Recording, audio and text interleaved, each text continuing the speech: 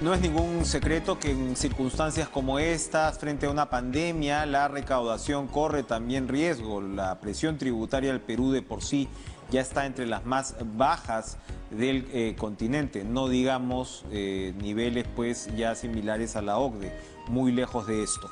Y se había presentado una demanda de inconstitucionalidad que tiene que ver con la prescripción de las deudas precisamente pues que estaban en litigio y que de darse la inconstitucionalidad o de darse la razón a esta demanda, el cálculo de SUNAT era que más o menos se perderían 11.000 millones de soles. Se había conocido que la ponencia al respecto, que la firmaba el magistrado Ernesto Blume, le daba la razón a esta inconstitucionalidad y por eso pues había preocupación en ciertos sectores.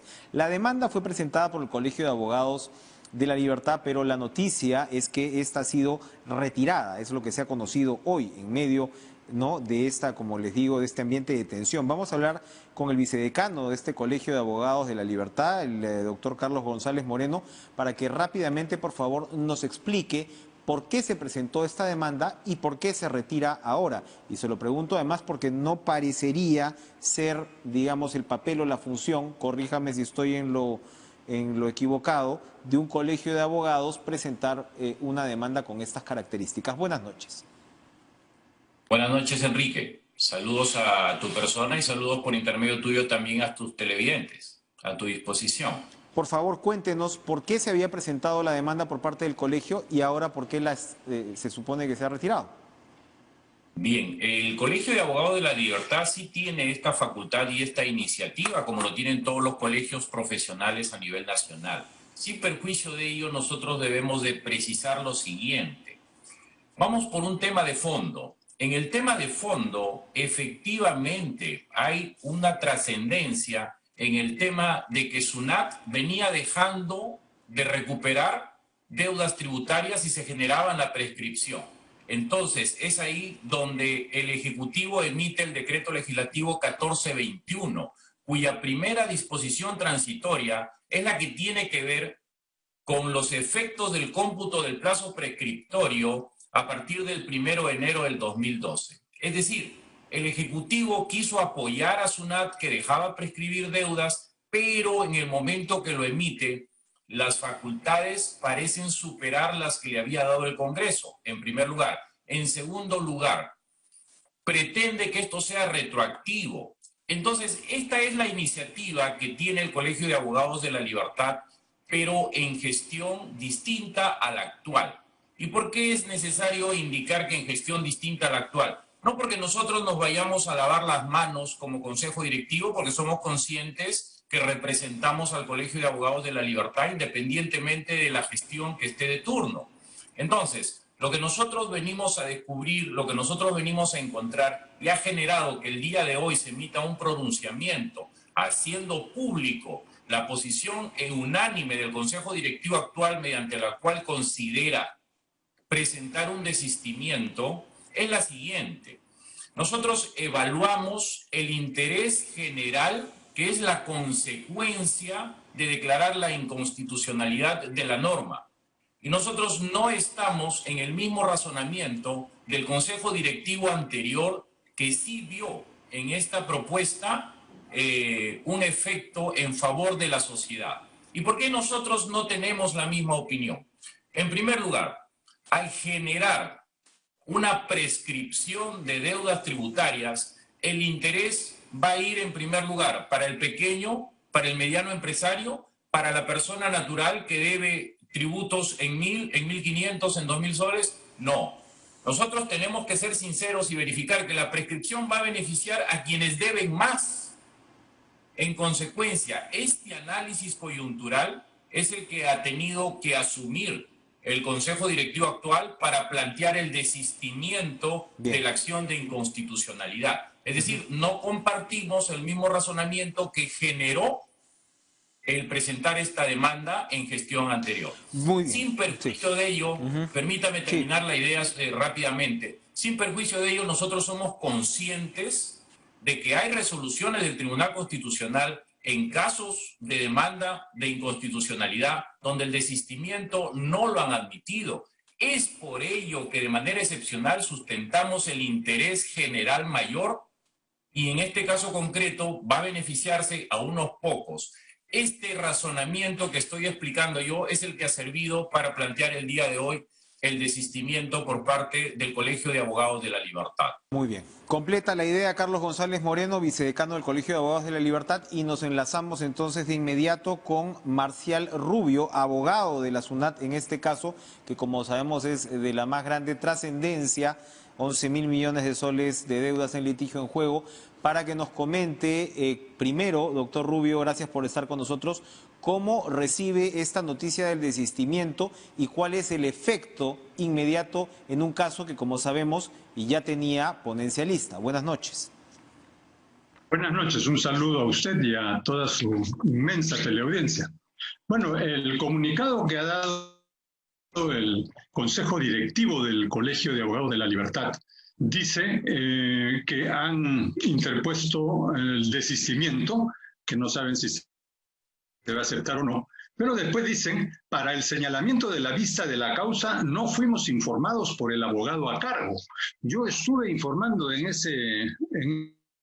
esa oportunidad y entonces ahora me pregunto, ¿quién era aquel a quien representaban esos abogados?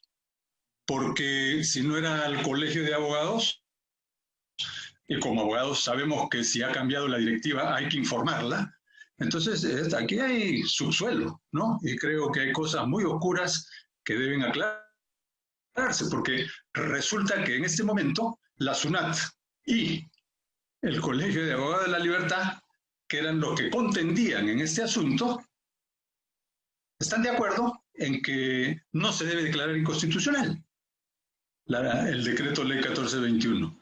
Entonces sería pues, paradójico realmente que el Tribunal Constitucional declarara una inconstitucionalidad que resulta que nadie quiere. Entonces, es una situación realmente inédita. Teóricamente es posible, hay que ver cómo es el voto del Tribunal Constitucional, pero teóricamente el Tribunal Constitucional puede decir no acepto el desistimiento y voy a votar. Vamos a ver qué pasa. ¿Para cuándo estaba programada esta votación? Estaba programada, dicen que para el martes de la próxima semana. Y el Tribunal Constitucional antes de esa fecha tendría que respondernos sobre si acepta o no el desistimiento, o eso lo va a hacer el mismo martes. Bueno, lo puede hacer todo junto. Tribunal, la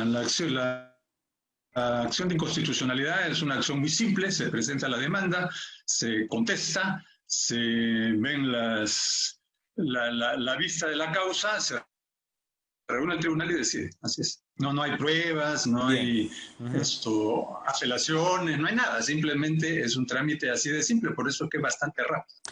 No hay que ser digamos, Nostradamus económico para saber que pues hay intereses gigantescos, ¿no? de empresas muy importantes aquí en juego. Estamos hablando de unas deudas fabulosas. Resúmanos, por favor, en estos minutos, cuáles son los considerandos de la ponencia, o sea, por qué declaraba la inconstitucionalidad o por qué recomienda declarar la inconstitucionalidad, y cuáles son las críticas desde el lado de la SUNAT. Mire usted, este problema es muy complejo. Gracias. Pero yo voy a tratar de resumirlo en una idea sencilla para que la gente que está escuchando y que no es abogada pueda entender. Vamos a tomar en cuenta cosas que la gente ya sabe. Vamos a suponer que una persona tiene rentas que declarar y por las cuales pagar impuestos del año 2000. Presenta su declaración jurada el año 2001, en marzo, ¿no? Como se hace máximo.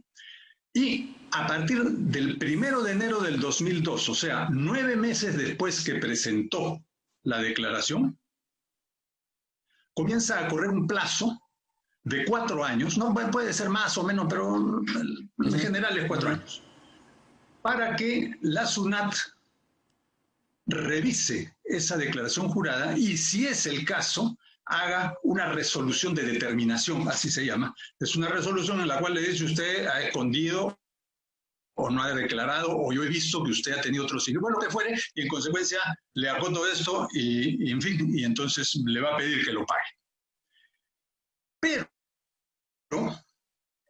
lo que dice la ponencia es que al mismo tiempo que va corriendo el término de 4 años, 2 años, 2002, 2003, 2004 y 2005, para que la SUNAT, pueda hacer la fiscalización y a la determinación de la deuda que pueda haber, empieza a correr también el plazo de prescripción, o sea, de terminación de la acción que tiene de cobro la SUNAT. Entonces, ¿qué pasa? Que puede llegar el momento en el cual la SUNAT hace la determinación y ya no puede cobrar. Y eso es absurdo, eso es irracional, eso no tiene pies ni cabeza. Y el Tribunal Constitucional exige racionalidad y razonabilidad a todos y declara sentencias nulas porque son irrazonables. Ahora, hay una cosa más que dice el Tribunal Constitucional, y con esto termino. Dice que el inicio del plazo es un derecho que ya no se puede mover. O sea que cuando se inicia el plazo de prescripción de 4 años, ese después del transcurrido el cual la SUNAT ya no puede ni cobrar ni fiscalizar, ese plazo inicial es inamovible. Eso no es cierto. Las prescripciones todas se interrumpen y se suspenden, todas, las tributarias y las no tributarias. Y entonces, obviamente, ese plazo tiene que correrse para acá o desaparece y comienza de nuevo. Eso no es cierto. No hay un plazo fijo que sea un derecho. Eso no existe. Y si fuera un derecho, sería un derecho adquirido y eso está prohibido por la Constitución. Entonces, este es, en gran síntesis, el tema en discusión con la ponencia. Lo ha explicado usted de manera muy clara, le agradecemos efectivamente la capacidad de síntesis porque no es un tema fácil. Gracias, Marcial Rubio, por estar con nosotros.